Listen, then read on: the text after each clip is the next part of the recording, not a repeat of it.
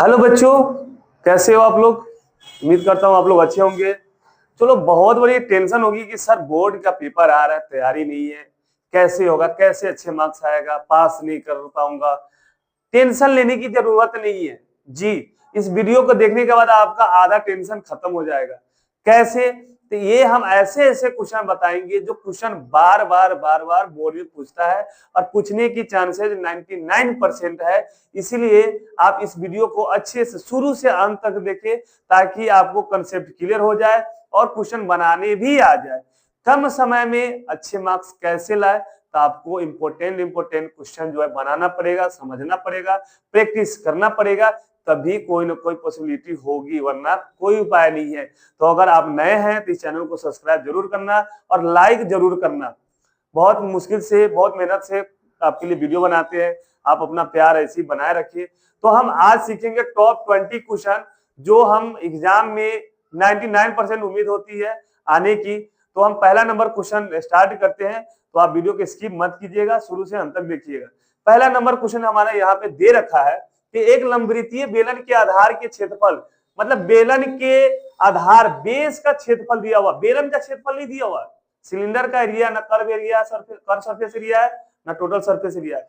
बेलन जो है, बेलन के आधार, आधार की मतलब हुआ वृत्त, वृत्त का क्षेत्रफल दिया हुआ है और वहां से हमें त्रिज्या निकालना है, रेडियस निकालना है।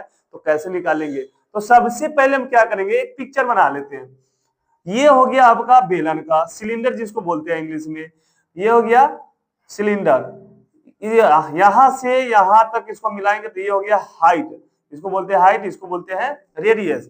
तो ये इसका एरिया नहीं दे रखा, इसके नीचे का, तो नीचे का मतलब हुआ कि सर्कल का, सर्कल का एरिया दे रखा है। सर्कल का एरिया कितना दे रखा है? एरिया जो दे रखा है 9 पाई सेंटीमीटर स्क्वायर, इसका एरिया दे रखा है। इसका त्रिज्या कितना होगा? हमारे पास चार ऑप्शन है, तो हम त्रिज्या निकालने के लिए हम क्या करेंगे, वृत्त का क्षेत्रफल, वृत्त का क्षेत्रफल जो होता है पाई आर स्क्वायर। तो वृत्त का क्षेत्रफल दिया कितना है? 9 पाई सेंटीमीटर स्क्वायर, 9 पाई सेंटीमीटर स्क्वायर बराबर पाई आर स्क्वायर। पाई से पाई क्या हो जाएगा? कैंसिल।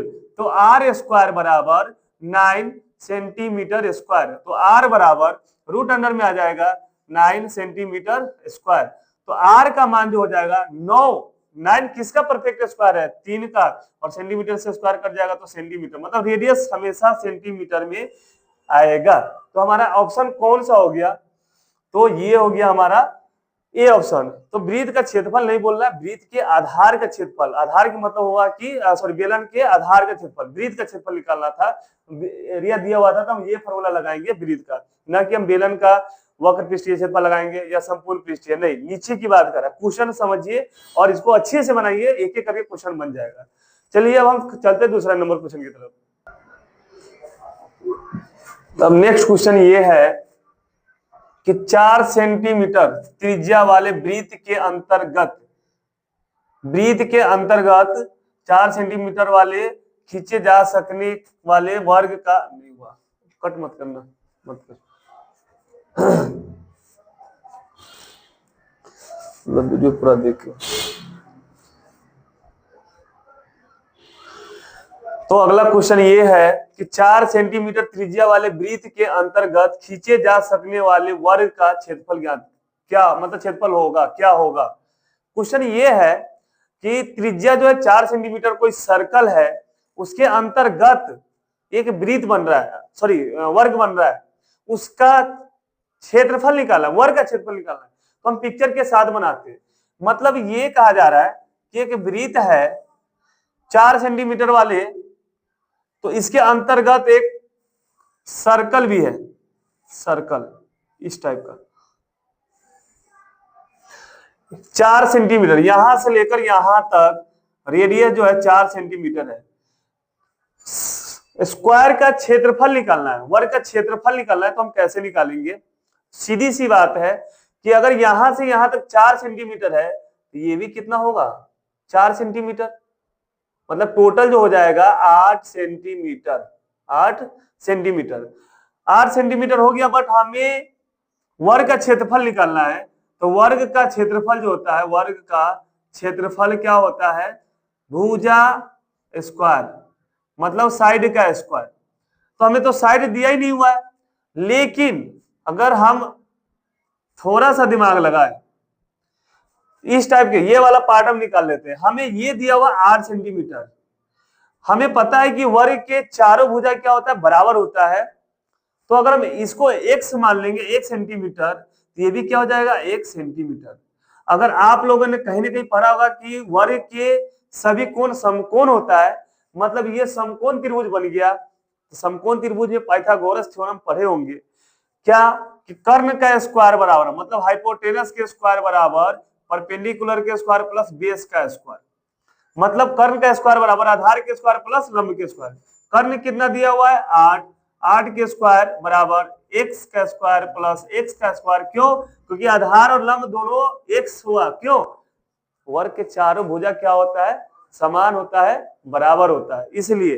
तो चलिए इसको हम बनाते हैं। तो x 1x square 1x square क्या हो जाएगा 2x स्क्वायर बराबर 8 के स्क्वायर कितना हो जाएगा 64, 8 के स्क्वायर हो जाएगा 64। इसको अगर हम कैंसिल कर देते हैं, x के square plus x square 2x square और 8 के स्क्वायर हो जाएगा 64। तो x स्क्वायर बराबर 64 बटा में 2, इसको कैंसिल करेंगे तो क्या हो जाएगा 32।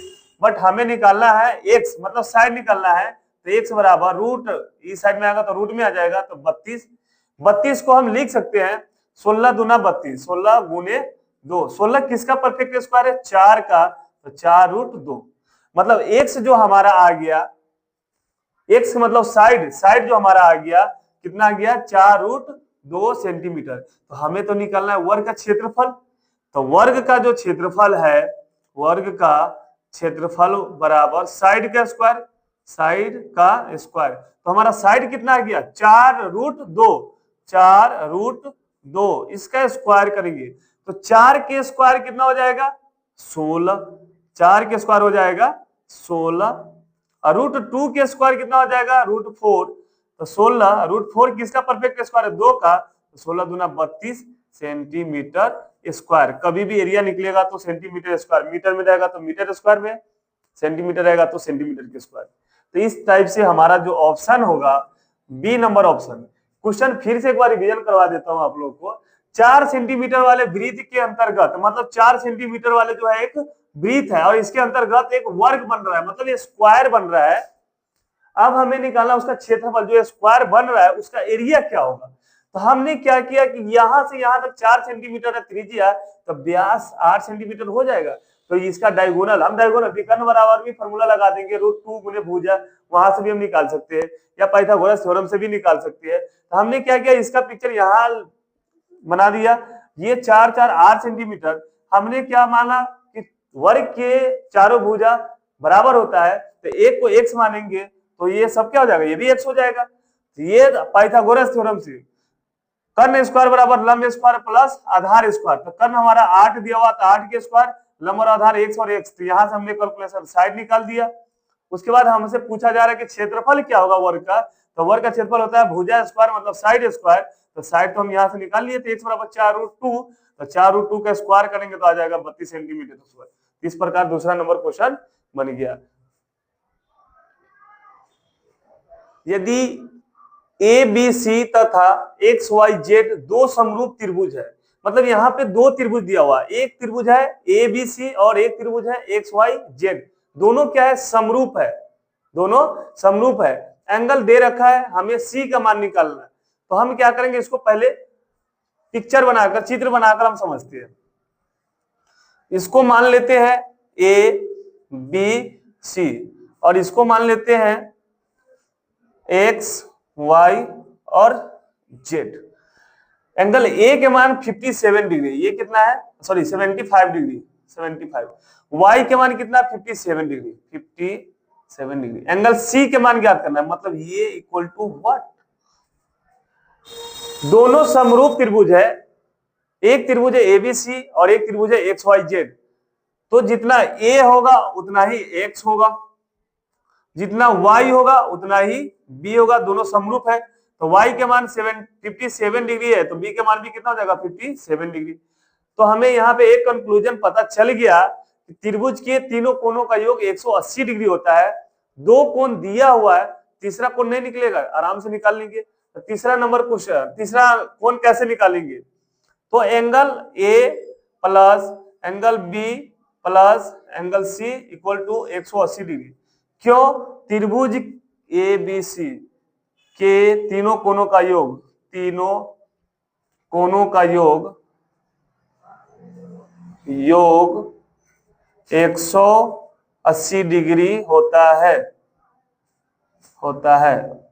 इस तरीके से तो एंगल ए का मान कितना दिया हुआ? 75 डिग्री, एंगल बी का मान दिया हुआ 57 डिग्री, एंगल सी का मान नहीं मालूम 180 डिग्री। तो एंगल सी बराबर 180 और ये दोनों को जोड़ेंगे तो 7 5 12 7 5 12 1 13 132, इस साइड प्लस में, इस साइड आएगा तो माइनस में। तो एंगल सी बराबर, इसको हम घटा देंगे, 10 से 2 जाएगा तो ये हो जाएगा 8, ये हो जाएगा 7 से 3 गया 4 और 1 से 1 गया कैंसिल, मतलब 48 डिग्री। तो सी का मान हमारा कितना आ जाएगा? 48 डिग्री। तो इस प्रकार हमारा ऑप्शन क्या हो जाएगा? B number is right answer. इसमें हमने क्या किया? दो ट्रायंगल है, एक है ए बी सी और एक है एक्स वाई जेड। ए को एक्स से मिला दिया, बी को वाई से मिला दिया, सी को जेड से मिला दिया। दोनों समरूप है, सिमिलर है। इसी तरीके से ए जितना होगा उतना एक्स हो जाएगा, बी जितना होगा उतना वाई हो जाएगा। तो ये निकालना है। तो यहाँ हमने इसको शिफ्ट कर दिया और त्रिभुज के तीनों कोनों का योग वाला प्रॉपर्टी लगाकर हम सी फाइंड कर दिए। आई होप क्वेश्चन समझ में आया होगा। अब चलते हैं नेक्स्ट क्वेश्चन की तरफ। यहाँ 4 जो बहुत इंपॉर्टेंट क्वेश्चन है, ये क्वेश्चन में कुछ है दम, क्वेश्चन को सोच समझ के बनाने वाला है। तो हम चलिए इसको बनाते हैं। करे समबाहु त्रिभुज एबीसी। समबाहु त्रिभुज का मतलब होता है जिसका तीनों भुजा बराबर हो, इक्विलेटरल ट्रायंगल, जिसका तीनों भुजा बराबर हो और तीनों कोण बराबर हो, उसको हम समबाहु त्रिभुज कहते हैं। तो जैसे कि हम समबाहु त्रिभुज का हमने क्या किया? पिक्चर बना दिया यहाँ पे, और यहाँ पे हमने नाम रख दिया ए बी और सी। यहाँ पे एडी जो है परपेंडिकुलर बीसी, ए बीसी पे एडी जो है एक लंब है, मतलब परपेंडिकुलर बीचों बीच में है। इधर भी समकोण बनेगा, इधर भी समकोण बनेगा। लेकिन हमें अभी जस्ट हमने पढ़ा है कि तीनों भुजा बराबर होगा, तो ए बी बराबर बीसी बराबर सी डी। ये क्या होगा? ए बी बीसी और एसी तीनों आपस में क्या होगा? बराबर है। लेकिन ये जो परपेंडिकुलर लंब डालते हैं मध्य बिंदु पर आता है, इसका मतलब बीडी और सीडी दोनों बराबर होगा। बीडी बराबर सीडी हम लिख सकते हैं, बोल सकते हैं, या हम बोल सकते हैं बीसी जो है, बीसी बराबर 2 टाइम्स ऑफ बीडी, 2 बार बीडी बीडी मिलाएंगे तो बीसी बनेगा, या 2 टाइम्स ऑफ सीडी सीडी, या हम बोल सकते हैं 2 टाइम्स ऑफ सीडी। अब हम क्यों ना इसमें पाइथागोरस थ्योरम लगा दे, वही कर्ण स्क्वायर बराबर लंब स्क्वायर प्लस आधार स्क्वायर। इसमें कर्ण सबसे बड़ा कौन सा है? AC square. हमें निकालना क्या है? AD square. तो एडी स्क्वायर ये है, तो बाई पाइथागोरस, मतलब पाइथागोरस थ्योरम से, पाइथागोरस प्रमेय से सबसे पहले हमने क्या किया? ए बी बीसी और एसी, ये ए बी बीसी और एसी कर देते हैं यहाँ पे, ये हो जाएगा एसी। और हम ए से परपेंडिकुलर डी पॉइंट पे आया, इसका मतलब मध्य बिंदु पे आया, तो जितना बीडी होगा उतना ही सीडी होगा। हम बोल सकते हैं कि ये दोनों बराबर होगा, मतलब बीसी बराबर 2 टाइम्स ऑफ बीडी या 2 टाइम्स ऑफ सीडी, मतलब बीडी और सीडी आपस में क्या हो जाएगा? बराबर होगा। पाइथागोरस थ्योरम से ट्रायंगल त्रिभुज एडीसी में हमने यही ट्रायंगल क्यों लिया? क्योंकि हमें एडी स्क्वायर बराबर प्रूव करना है, एडी स्क्वायर बराबर सीडी वाला प्रूव करना है, मतलब सीडी यहाँ आ रहा है इसलिए ट्रायंगल लिया। तो हमें एडी मतलब लंब बराबर एडी स्क्वायर बराबर कर्ण का स्क्वायर एसी का स्क्वायर माइनस आधार के स्क्वायर सीडी का स्क्वायर। अब हम यहाँ पर क्या करेंगे? एसी मतलब इस साइड की बात करते हैं हम, तो एसी के जगह पे एसी बराबर बीसी बराबर एबी, तो हम क्या करते हैं? एसी के जगह पे हम बीसी ले लेते हैं। कौन सा ले लेते हैं? बीसी, क्योंकि तीनों बराबर है। तो एडी स्क्वायर बराबर एसी के जगह पे क्या पुट करेंगे? बीसी, क्या पुट करेंगे? बीसी का स्क्वायर माइनस सीडी का स्क्वायर। अब बीसी के जगह पे 2 बीडी या सीडी, हमें प्रूव करना है सीडी वाला, तो ये पुट करेंगे। तो एडी स्क्वायर बराबर बीसी के जगह क्या पुट करेंगे? 2 सी का स्क्वायर माइनस सीडी है तो सीडी का स्क्वायर ही रहने देते हैं। अब 2 के स्क्वायर कितना हो जाएगा? 4 4 CD square minus C D square. तो ए डी स्क्वायर बराबर 4 में से एक सी डी स्क्वायर जाएगा तो कितना बचेगा 3 सी डी स्क्वायर। तो हमारा ऑप्शन जो हो जाएगा, कौन सा ऑप्शन आ रहा है 3 सी डी स्क्वायर, मतलब सी इज राइट आंसर। इसमें कंसेप्ट ये लगाना था कि समबाहु त्रिभुज के तीनों भुजा आपस में बराबर होता है, ए बी बराबर बी सी बराबर ए सी। और हम बी सी इसलिए लिए क्योंकि ए डी जो है परपेंडिकुलर लंब है किस पे, बीसी पे, और डी जिस पॉइंट पे आता है वो मध्य बिंदु पे आता है, मतलब बीडी बराबर सी डी, बीडी बराबर सी डी। तो हमें बीसी बराबर बीडी प्लस सी डी कर सकते हैं, जब दोनों बराबर है तो 2 टाइम्स ऑफ बीडी या 2 टाइम्स ऑफ सी डी।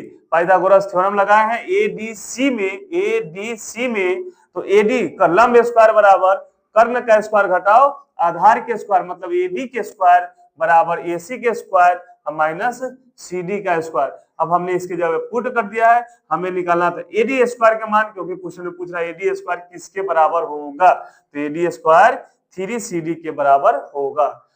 तो चलिए अब हम नेक्स्ट क्वेश्चन की तरफ चलते हैं। यहाँ पर क्वेश्चन जो है, एक पासे को एक बार फेंका जाता है तो एक अभाज्य संख्या आने की प्रायिकता क्या होगा। मतलब अगर हम डाइस को फेंकते हैं तो डाइस पर आने की जो नंबर चांसेज होती है कौन कौन सी होती है। तो अगर हम डाइस को फेंकेंगे तो या 1 2 3 4 5 6 तक ही आएगा, एक डाइस पे 6 नंबर तक ही आता है। उसको पूछ रहा है कि अभाज्य संख्या वैसी संख्या जो किसी की टेबल में नहीं आता हो या किसी के टेबल से नहीं कटता हो। तो वैसा कौन सा हो गया, 1 हो गया, 3 हो गया और 5 हो गया, ये हो गया अभाज्य संख्या। तो अभाज्य संख्या जो हो गया कौन कौन सा आएगा, अभाज्य संख्या 1 3 5, तो कितना हो गया 3। तो हमें प्रायिकता निकालना है, तो प्रायिकता का फॉर्मूला होता है अनुकूल परिणाम की संख्या बटे में कुल परिणाम की संख्या, मतलब NE नंबर ऑफ इवेंट्स बटा में NS sum of number, NE बटा NS अनुकूल परिणाम की संख्या बटे में कुल परिणाम की संख्या, मतलब कितना में से कितना आया। तो 1 2 3 4 5 6 में से अभाज्य संख्या कितना 3 बार आया और टोटल संख्या कितना है 1 2 3 4 5 6। तो इसको हम अगर कैंसिल करेंगे तो ये क्या हो जाएगा 1/2। तो अभाज्य संख्या की प्रायिकता कितना हो जाएगा 1/2, बी इज राइट आंसर। प्रायिकता का फॉर्मूला होता है अनुकूल परिणाम की संख्या बटे में कुल परिणाम की संख्या। यहाँ पूछा जा रहा है कि डाइस को अगर हम फेंकते हैं तो उसमें अभाज्य संख्या कितने बार आती है। तो डाइस को फेंकते तो 1 2 3 4 5 6 ही संख्या आती है, अभाज्य संख्या कितना बार आएगा, तो 1 3 और 5, ये तीनों है जो अभाज्य संख्या है। तो फॉर्मूला क्या होता है प्रायिकता का, कुल अनुकूल परिणाम की संख्या बटे में कुल परिणाम की संख्या। कुल में से कितना आया, तो 3 आया, जो 1 3 और 5 है, और टोटल कितना 6 है, तो 3/6 कैंसिल करेंगे 1/2, जो हमारा ऑप्शन कौन सा हो जाएगा, बी इज राइट आंसर। अगला क्वेश्चन ये है, किसी वृत्त पर बाह्य बिंदु से खींची जाने वाली स्पर्श रेखाओं की अधिकतम संख्या क्या होगी। मतलब एक सर्कल है, चलिए चित्र बना के बताते हैं। एक सर्कल है, अगर वो कहीं बाह्य बिंदु से स्पर्श रेखा टेंजेंट जिसको बोलते हैं कितना होगा, कितना स्पर्श रेखा होगा, तो मान लेते हैं कि इधर मिला देते हैं कि इधर मिला देते हैं, मैक्सिमम कितना हो सकता है। तो यहाँ पे देख सकते हैं आप, एक इस साइड और एक इस साइड, 2 बनेगा, कितना बनेगा 2। तो हमारा ऑप्शन क्या हो जाएगा 2, क्योंकि स्पर्श रेखा बाह्य बिंदु से हम 2 ही खींच सकते हैं। अगर अंदर में रहता तो कितना स्पर्श रेखा होता, तो 1 भी नहीं, क्योंकि स्पर्श रेखा अंदर में बनेगा ही नहीं। तो अगर बाह्य बिंदु से स्पर्श रेखा खींचा जाए वृत्त पर तो स्पर्श रेखा। तो बच्चों ये जो क्वेश्चन जो दिया हुआ है कि यदि 15 cot थीटा बराबर 8 तो sin थीटा के मान क्या होगा। 15 गुना में इस साइड है, अगर इस साइड लाएंगे तो डिवाइड में हो जाएगा, तो cot थीटा बराबर हम क्या लिख सकते हैं 8/15। और जैसे हम ये लिखने के बाद हम क्या करेंगे, डायरेक्ट समकोण त्रिभुज का पिक्चर बनाएंगे। तो ये हो गया हमारा बेस, ये हो गया हमारा कर्ण, ये हो गया हमारा परपेंडिकुलर, मतलब परपेंडिकुलर बेस, और ये हाइपोटेनस। तो cot थीटा का फॉर्मूला आपको याद होना चाहिए। cot थीटा बराबर होता है आधार बटे लंब, मतलब b बटे में p। तो b का मान कितना दिया हुआ है 8 दिया हुआ है, p के मान कितना दिया हुआ है, तो तो 15 दिया हुआ, हमें निकालना क्या है h, तो कर्ण बराबर रूट अंडर लंब स्क्वायर प्लस आधार स्क्वायर। तो लंब हमारा दिया हुआ p स्क्वायर और आधार b स्क्वायर। तो p का मान कितना दिया हुआ है 15, तो 15 का स्क्वायर अब प्लस 8 का स्क्वायर, तो 15 के स्क्वायर होता है 225, 225 प्लस 8 के स्क्वायर होता है 64, 64, 64। दोनों के हम जोड़ेंगे तो 289, 4 5 9 8 और 2, ये किसका परफेक्ट स्क्वायर, h जो हो जाएगा हमारा 289 जो है किसका परफेक्ट स्क्वायर आता है 17 का, मतलब हाइपोटेनस कितना आ गया 17। लेकिन हमें यहाँ पूछ रहा है कि साइन थीटा के मान क्या होगा, तो साइन थीटा बराबर होता है साइन थीटा पी बाई में एच। तो अभी जस्ट हम निकाले एच कितना आ गया 17, तो पी बाई एच, पी और एच मतलब 15/17, इसको हम लिख सकते हैं 15/17। तो इस प्रकार इस क्वेश्चन को हम सोल्व कर सकते हैं। ऑप्शन कौन सा होगा 15/17, मतलब डी इज राइट आंसर। इसमें सबसे पहले क्या करेंगे, समकोण त्रिभुज बनाएंगे, देखेंगे लंब आधार और कर्ण दिया हुआ है या नहीं दिया हुआ है, जो नहीं दिया वो निकाल लेंगे और फॉर्मूला पे अप्लाई कर देंगे। तो cot थीटा बराबर होता है आधार बट्टे लंब और हमें sin थीटा बराबर होता है लंब बट्टे कर्ण। तो ये याद होना जरूरी है। हमें 2 चीज दिया था, तीसरा चीज निकाल दिया, जो कहेगा निकालने के लिए साइन कोस सेक एनीबॉडी कुछ भी बोले आराम से हम निकाल लेंगे। अब चलते हैं अगला क्वेश्चन की तरफ। 148/185 का सरलतम रूप लिखिए, मतलब इसको काट कूट करके छोटा करना है। तो हम क्या करते हैं 148 का एलसीएम ले लेते हैं, 2 से करेंगे 2 7 14, 2 चौका 8, फिर 2 से करेंगे 2 तिहाई 6, 2 7 14, 37 किसी के टेबल में नहीं आता है। फिर हम 185 का एलसीएम लेंगे, 185 का एलसीएम लेंगे तो इसको हम 5 से काटते हैं, तो 5 तिहाई 15, 5 7 35, मतलब 148 को हम लिख सकते हैं 2 गुने 2 गुने 37 और 185 को लिख सकते हैं 5 गुने 37, 5 गुने 37, 37 से 37 कट गया तो हमारा आंसर आ जाएगा 2 दूना 4/5। तो हमारा 4/5 कोई ऑप्शन है, ए इज राइट आंसर। आप इसी प्रकार क्वेश्चन समझ के आराम से बना सकते हैं। वीडियो अगर अच्छा लगे तो लाइक सब्सक्राइब जरूर कर देना। उम्मीद करता हूं आपको एक क्वेश्चन अच्छे से समझ में आता होगा। आप वीडियो को स्किप मत कीजिए ताकि आपको अच्छे से समझ में आए। अब हम चलते हैं अगले क्वेश्चन की तरफ। क्वेश्चन 7 8 हो गया, हम 9 नंबर क्वेश्चन बनाएंगे। तो यहाँ पे जो क्वेश्चन है क्वेश्चन नंबर 9, क्वेश्चन नंबर 9 में कह रहा है P के किस मान के लिए समीकरण 3x - y बराबर 8 और 6x - py बराबर 16 समपाती रेखाएं निरूपित करती है। तो समपाती रेखा का मतलब होता है कि दोनों बराबर हो, a1/a2 बराबर b1/b2 बराबर c1/c2, सभी बराबर होगा तो अनंत हल होगा और समपाती रेखा होगा। कहने का मतलब ये है कि पहले हम इक्वेशन लिखते हैं, तो 3x - y बराबर 8, तो ये माइनस में इधर आएगा तो प्लस में तो माइनस में लाते हैं, तो 3x - 1y लिख सकते हैं, -8 = 0। वैसा ही दूसरा जो इक्वेशन है 6x - py बराबर 16, तो 6x - py प्लस में तो माइनस में 16 = 0। अब हम क्या करेंगे a1 x plus b1 y plus c1 = 0, a2 x plus b2 y plus c2 = 0। तो समपाती के लिए कंडीशन ये होता है कि a1/a2 बराबर b1/b2 बराबर c1/c2, ये कंडीशन होना चाहिए तो वो समपाती रेखा निरूपित करेगा। तो जो x के साथ हो पहला इक्वेशन में वो a1 b1 c1, तो a1 का मान कितना दिया हुआ है 3 बटा में a2 का मान दिया हुआ है 6 बराबर b1 का मान दे रखा है ये -1 और b2 का मान दे रखा है -p, c1 का मान यहाँ पे दे रखा है -8 और c2 का मान दे रखा है -16। अब हमें इसको सोल्व करना है, p के मान निकालना है। ये क्वेश्चन जबरदस्त है, अच्छे से समझिए। इसमें कंडीशन ये कह रहा है कि समपाती रेखा निरूपित करता है, मतलब दोनों बराबर होना चाहिए। A1 बटा A2 बराबर B1 बटा B2 बराबर C1 बटा C2, तब ये संपाती रेखा शो करेगा। तो हमने क्या किया, इसको माइनस से माइनस कट जाएगा, माइनस से माइनस कट जाएगा, 8 एकम 8, 8 दूना 16, 3 एकम 3, 3 दूना 6, मतलब 1/2 1/2, सारे क्या हो गया आपस में बराबर है। तो 1/2 बराबर 1/p, तो यहाँ से p का मान कितना हो जाएगा 2।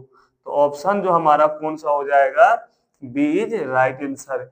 यहाँ हमें कंडीशन याद करना पड़ेगा कि किस कंडीशन में कौन सा हम फॉर्मूला अप्लाई करेंगे। तो संपाती का मतलब होता है दोनों आपस में बराबर होना चाहिए। इस प्रकार क्वेश्चन ये समझ में आ गया होगा। अब चलते हैं क्वेश्चन नंबर 10 की तरफ।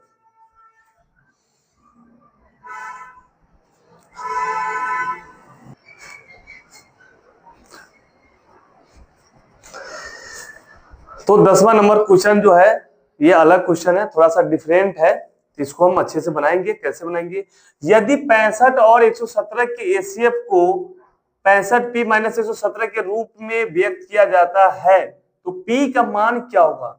मतलब दो नंबर है, दोनों नंबर का एसीएफ जो है अगला नंबर के रूप में व्यक्त किया जाता है, तो p अननोन चीज है, उसका मान क्या होगा। तो हम क्या करेंगे, दो नंबर दिया हुआ है, कितना दिया हुआ है, एक 65 दिया हुआ है और एक दिया हुआ है 117, ये दोनों का पहले हम एचसीएफ निकालेंगे। तो हम जानते हैं 13 पच्चे 65, 5 में 13 से गुना करेंगे तो 65 हो जाएगा, 17 13 नामा 117, मतलब 3 गुने 3 गुने 13, 13 नामा 117, तो हमारा एचसीएफ जो हो जाएगा, एचसीएफ क्या हो जाएगा 13। अब कह रहा है कि जो एचसीएफ को इसके रूप में व्यक्त किया जाता है, मतलब इसके बराबर किया जाता है, तो एचसीएफ जो हमारा हो गया कितना हो जाएगा 13, इसके रूप में व्यक्त किया जाता है, मतलब 65p माइनस 113 बराबर 117 बराबर 13, तो 65p ये माइनस में इस साइड जाएगा तो क्या हो जाएगा प्लस में, तो 13 प्लस 117, तो 65p बराबर ये दोनों के जोड़ेंगे तो कितने के बराबर आता है, तो 130, तो p बराबर 130, तो हमारा यहाँ से p का मान जो हो जाएगा कट जाएगा 2 बार में, तो p के मान हमारा क्या जाएगा 2। इस प्रकार इस क्वेश्चन को हम सोल्व कर सकते हैं। तो ऑप्शन कौन सा हो जाएगा बी। क्वेश्चन सिंपल सी है, दो नंबर दिया हुआ, दोनों का एसीएफ जो है अगला तीसरे नंबर के रूप में व्यक्त किया जाता है, मतलब उसके रूप में लिखा जाता है, मतलब उसके बराबर होगा। तो हमारा दो नंबर दिया हुआ 65 और 117, इसका जो एसीएफ आया 13 आया, और जो नंबर दिया हुआ है इसके रूप में व्यक्त किया जाता है, मतलब बराबर किया जाता है, तो 13 आया। तो यहाँ से हम पी का मान आराम से फाइंड आउट कर लेंगे। तो हमारा ऑप्शन कौन सा हो जाएगा, ऑप्शन नंबर बी। चलिए अब क्वेश्चन नंबर 11 में देखते हैं, 2 tan 45 डिग्री। तो यहाँ पे फॉर्मूला याद होना चाहिए, 2 का 2 45 डिग्री का मान, tan 45 का मान क्या होता है 1, 2 का 2 और tan 45 का मान होता है 1, और 1 plus tan square 45 degree, 1 plus tan 45 degree मान होता है 1 के स्क्वायर, तो 2 में 1 से गुना करेंगे तो क्या हो जाएगा 2, और 1 का स्क्वायर हो जाएगा 1, तो 1 प्लस 1, तो 2 बटा में 2 कैंसिल हो जाएगा, तो कितना बचेगा 1। तो हमारा ऑप्शन क्या हो जाएगा इसमें भी बी। तो सब क्वेश्चन सिंपल है, बस थोड़ा सा समझ की फेर है। अगर आप अच्छे से फॉर्मूला अप्लाई करेंगे, समझ के बनाएंगे, तो एक एक क्वेश्चन बन जाएगा। क्वेश्चन हम इसी तरीके से अगला क्वेश्चन बनाते जाएंगे, आप समझते जाइए। जहां कहीं भी आपको प्रॉब्लम हो कमेंट सेक्शन में बताइए कि सर ये क्वेश्चन समझ में नहीं आया, मैं अगेन दोबारा रिपीट करके बताऊंगा। आई होप क्वेश्चन सारा समझ में आता होगा।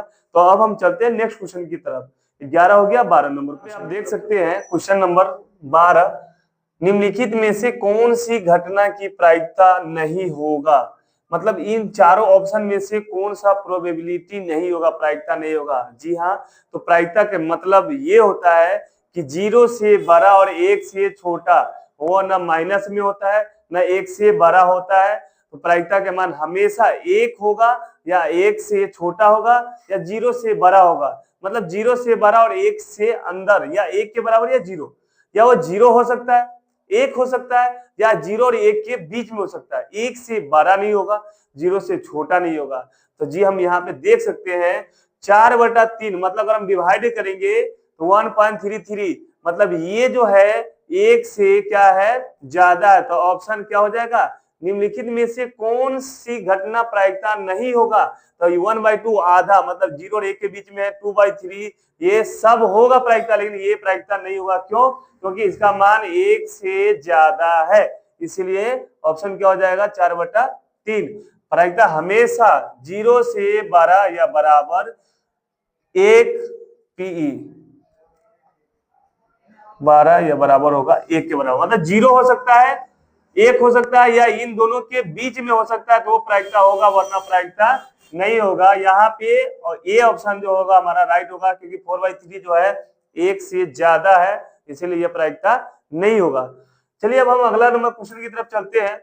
यदि किसी क्वेश्चन आवृत्ति वितरण का माध्य दिया हुआ है, माध्यिका दिया हुआ है, तो उसका बहुलक क्या होगा? जब माध्य और माध्यिका या माध्यक दिया हो तो बहुलक कैसे निकालेंगे? तो एक फॉर्मूला है बहुत सारा, अच्छा वाला फॉर्मूला। बहुलक जो है, बहुलक बराबर होता है 3 गुने माध्यक या माध्यिका, माध्यक या माध्यिका घटाओ 2 गुने माध्य, 2 गुने माध्य। मतलब बहुलक पूछेगा, अगर माध्यक और माध्य दिया हो तो माध्यक का 3 गुना में से घटाएंगे 2 गुने माध्य। तो अब हम देखते हैं माध्यक या माध्यिका कितना दिया हुआ है, तो 21 दिया हुआ है, तो 3 गुने 21 घटाओ 2 गुने माध्य कितना दिया हुआ था? 20.5। तो अब हम इसको कैलकुलेट करेंगे, तो 21 में 3 से गुना करेंगे तो ये हो जाएगा 63, और 20 हाफ, मतलब 2 5 जा 10, 10 के 0 करे 1, और 20 दूना 40 से 41, मतलब ये 0 का कोई वैल्यू नहीं, मतलब 20 साढ़े 20 का 2 गुना कितना हो जाएगा? 41। अब हमें इसको घटाना है, तो 3 से 1 घटाएंगे तो 2 हो जाएगा, और 6 से 4 घटाएंगे तो ये क्या हो जाएगा? 2 हो जाएगा। मतलब हमारा जो बहुलक होगा, बहुलक कितना होगा? 22। तो हम इस प्रकार ऑप्शन कौन सा हो जाएगा? सी। तो आराम से बना सकते हैं। पहले हम फॉर्मूला को अप्लाई करेंगे, कंसेप्ट देखेंगे कौन सा फॉर्मूला कहाँ लगेगा, उसके अकॉर्डिंग हम क्वेश्चन बनाएंगे। तो क्वेश्चन नंबर 12-13 हो गया। अब चलते हैं नेक्स्ट क्वेश्चन की तरफ। इसी प्रकार हम सारा क्वेश्चन एक एक करके बनाते जाएंगे, आप समझते जाइए, और वीडियो को स्किप मत कीजिएगा। बेशक थोड़ा लंबा वीडियो बन सकता है, बट आपके लिए बेस्ट है, ताकि हम डिटेल में बता रहे हैं, इसलिए वीडियो थोड़ा लॉन्ग बन सकता है, तो आप इसको स्किप मत कीजिएगा और लाइक जरूर करते रहना। तो चलते हैं नेक्स्ट क्वेश्चन की तरफ। नंबर क्वेश्चन ये है, यहाँ पे दिया हुआ है cosec square theta minus cot square theta. देखिए कुछ तो आपको फॉर्मूला याद करना पड़ेगा, बिना फॉर्मूला के नहीं बनेगा। तो cosec square theta minus cot square theta का मान हमेशा 1 होता है, और यहाँ पे 1 माइनस कोस स्क्वायर थीटा का मान साइन स्क्वायर थीटा होता है। इसकी जगह पे हम लिख सकते हैं cosec square theta minus cot square theta की जगह पे 1, और गुने 1 माइनस कोस स्क्वायर थीटा का मान होता है साइन स्क्वायर थीटा। अब साइन स्क्वायर थीटा का मान हमारा 1 से गुना करेंगे तो क्या हो जाएगा? साइन स्क्वायर थीटा ही। तो ऑप्शन हमें कोई ना कोई होगा, इसमें option D is right answer. तो आपको थोड़ा सा फॉर्मूला याद करना पड़ेगा। Cosec square theta minus cot square theta का मान 1 होता है, 1 माइनस कोस स्क्वायर थीटा का मान 1 minus sine cos square theta का मान साइन स्क्वायर थीटा होता है। तो चलिए हम यहाँ पे क्वेश्चन इस प्रकार बना सकते हैं, यहाँ पे फॉर्मूला लिख देते ताकि आपको ध्यान रहेगा। Cosec square theta minus cot square theta का मान 1 होता है, 1 माइनस कोस स्क्वायर थीटा का मान साइन स्क्वायर थीटा के बराबर होता है। तो इस प्रकार 14 नंबर क्वेश्चन हमारा कंप्लीट हुआ। क्वेश्चन नंबर 15 जो है, ये जो है निर्देशांक मतलब नियामक ज्यामिति से है, बिंदु ये इतना और इतना, मतलब -2,6 -2,10 को मिलाने वाली रेखा खंड के मध्य बिंदु की निर्देशांक क्या होगा? 2 पॉइंट दिया हुआ है, दोनों पॉइंट को मिलाएंगे तो जो मिड पॉइंट होगा उसका कोऑर्डिनेट क्या होगा, नियामक क्या होगा, उसके बारे में हम जानेंगे अभी। तो जैसे कि हम यहाँ पे एक लाइन खींच दिया, इसका नाम हम ए रखते हैं और इसका नाम हम बी रखते हैं। तो ए का जो निर्देशांक है -2,6 और बी का जो निर्देशांक है -2,10। अब हम इसको करेंगे जो दोनों मिलाने वाले मध्य बिंदु, अगर मान लेते ये 10 सेंटीमीटर है, इसका मध्य बिंदु 5 सेंटीमीटर पे बनेगा, तो मान लेते ये पॉइंट जो हो गया सी पॉइंट, जिसका मध्य बिंदु x, y मान लेते हैं। तो मध्य बिंदु का जो फॉर्मूला होता है, मध्य बिंदु का निर्देशांक मतलब x का मान capital X, x1 plus x2 by में 2, और y बराबर y1 प्लस y2 y में 2। तो x1 x2 पहला वाला हो जाएगा ये x1 y1 और ये दूसरा हो जाएगा x2 y2। तो x1 और x2 को जोड़ेंगे तो -2 तो यहाँ पे हम लिखेंगे -2 प्लस -2 बटा में 2 तो -2 और 2 कितना हो जाएगा -4 बटा में 2 कैंसिल करेंगे तो -2 आ रहा है। तो x का मान आ गया -2। y बराबर y1 प्लस y2 बाई में 2 तो y1 हो गया 6 और y2 हो गया 10 तो 6 प्लस 10 बटा में 2 तो कैंसिल करेंगे तो ये हो जाएगा 16 बटा 2 कैंसिल करेंगे तो 8।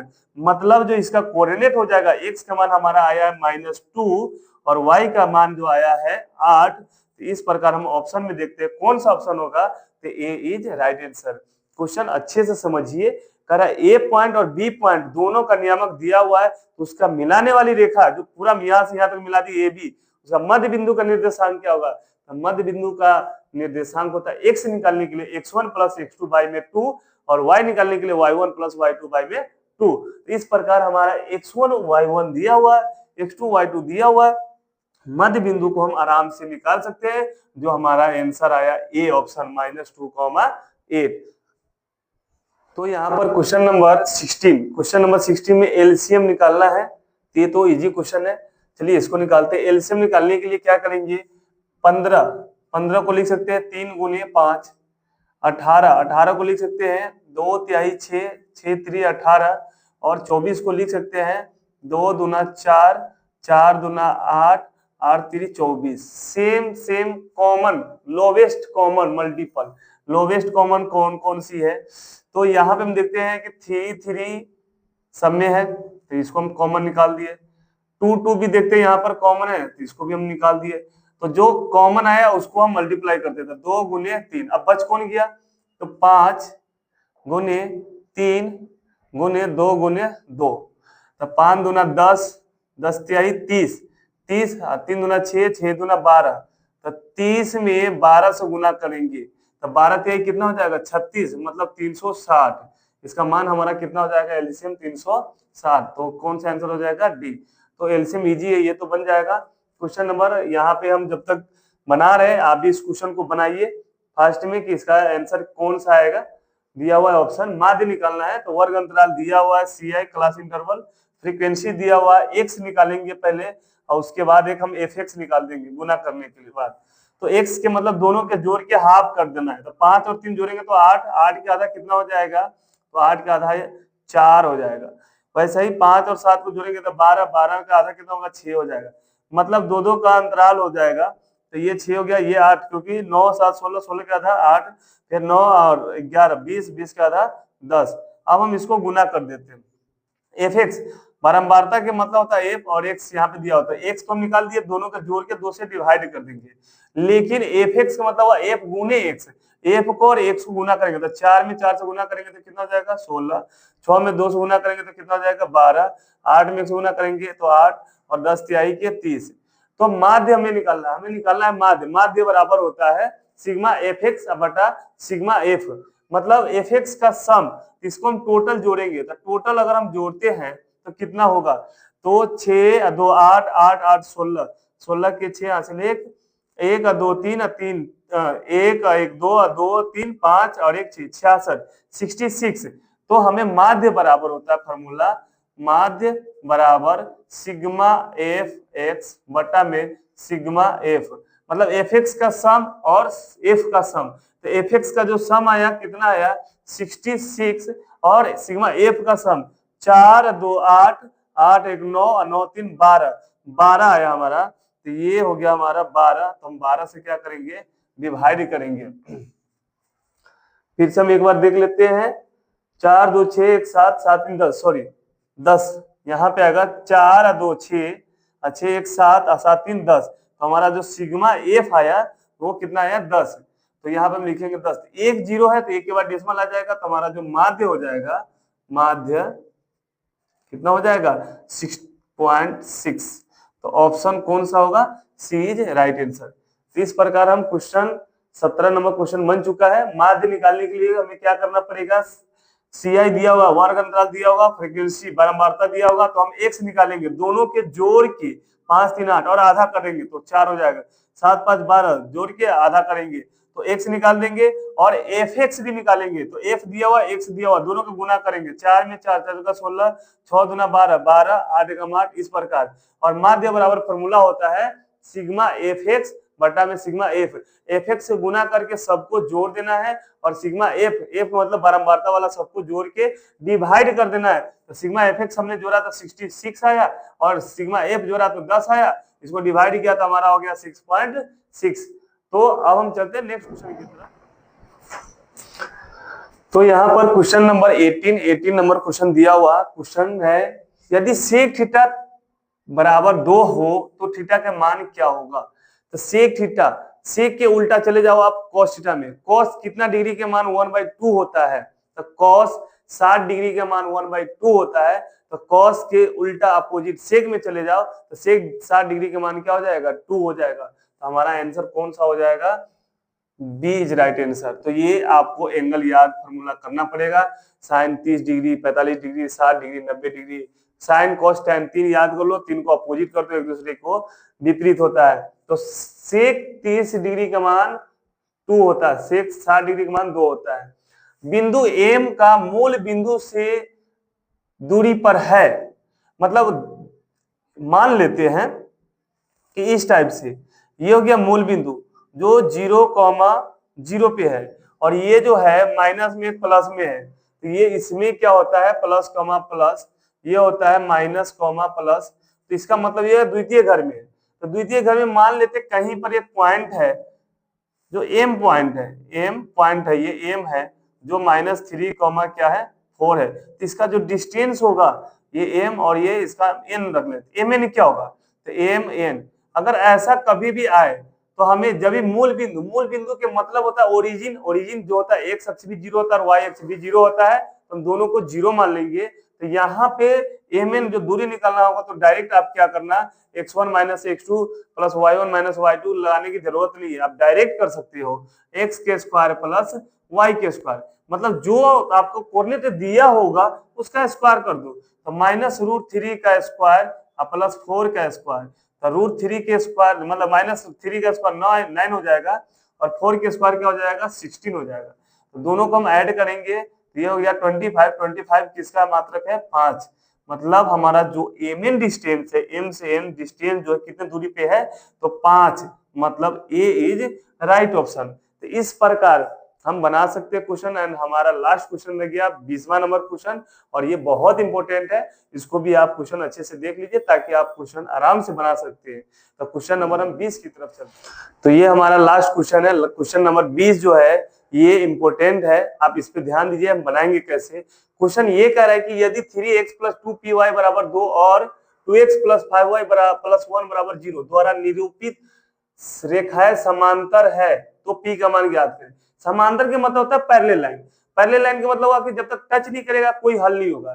तो इसके लिए कंडीशन क्या होगा, अगर a1/a2 बराबर b1